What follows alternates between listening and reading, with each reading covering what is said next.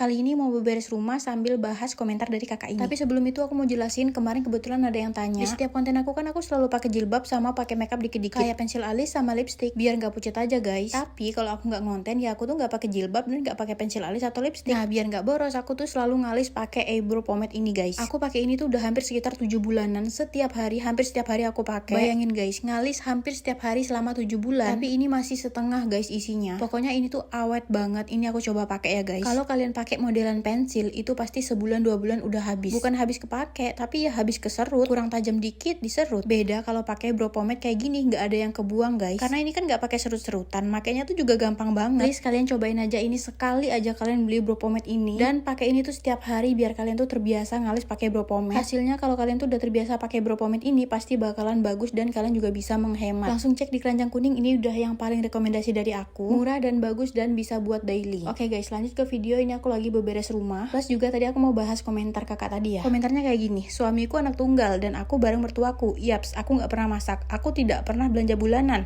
Sebenarnya pengen tinggal sendiri tapi suamiku nggak mau. Kalau kita bayangin, enak dong nggak masak, nggak capek. Terus nggak pernah belanja bulanan juga. Ya harusnya enak-enak aja ya, karena kita kan nggak keluar uang. Mungkin kalau dari sudut pandang mertua itu enak dong menantu kayak gitu. Kan nggak perlu capek-capek masak, nggak perlu capek-capek ngeluarin uang buat belanja bulanan. Tapi kalau dari sudut pandang menantu atau istri, di posisi kayak gini tuh nggak enak banget guys. Selain ada rasa nggak nyaman atau sungkan, pastinya ada rasa nggak percaya diri juga. Nggak bisa jadi istri sepenuhnya, nggak bisa belajar masak, nggak bisa belajar ngatur keuangan. Pokoknya nggak bisa jadi istri sepenuhnya guys. Yang harusnya awal-awal nikah tuh kita belajar masak, belajar ngurus suami, belajar ngatur keuangan dengan menghitung pengeluaran per bulan. Sekalian belajar belanja, ngingetin harga-harga yang ada di pasar buat dimakan sehari-hari. Kalau semua itu tuh masih dipegang ibu mertua, kapan kita belajar? Kapan kita belajar ngatur uang, belajar masak, belajar belanja? Alhasil misalnya nih, kita udah tinggal sama ibu mertua dengan konsep kayak gitu, terus 2 tahun kemudian kita pindah rumah. Pas pindah rumah setelah 2 tahun pernikahan, itu kita baru mulai belajar. Bayangin guys, udah nikah 2 tahun tapi baru belajar masak, belajar ngatur keuangan, belajar ngatur belanja. Harusnya udah dipelajari di awal-awal pernikahan, tapi karena konsep tadi semuanya ibu mertua yang masak, yang belanja, kita jadi gak bisa belajar dan gak tahu apa-apa. Alhasil udah berumah tangga lama pun kita masih belum tahu apa-apa. Iya sih, mungkin ada yang bilang ya udah sih belajar masak aja di rumah ibu mertua. Toh yang belanja bukan kamu, jadi ya udah pakai-pakai aja bahan masaknya. Tapi ya kalian tahu lah nggak semudah itu guys. Pasti ada rasa nggak nyaman, sungkan, malu, takut salah, atau ya ketakutan